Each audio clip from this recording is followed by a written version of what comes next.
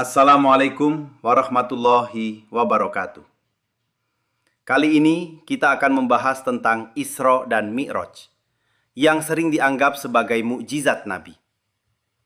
Isra dan Mi'raj adalah salah satu kisah paling terkenal dalam Islam.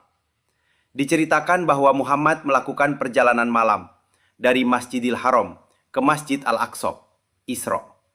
Lalu naik ke langit bertemu para nabi dan menerima perintah sholat, Mi'raj.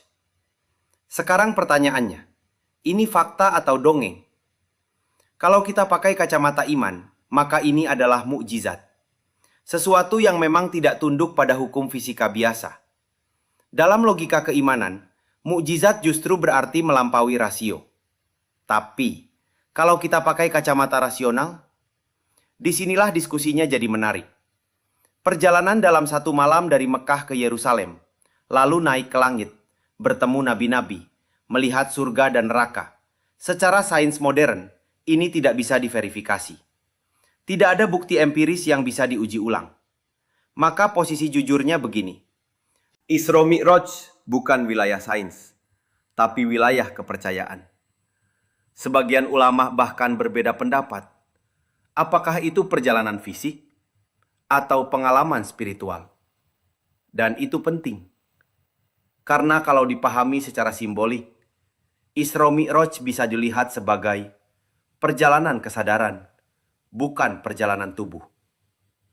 Dari bumi ke langit. Dari manusia biasa ke pengalaman transenden.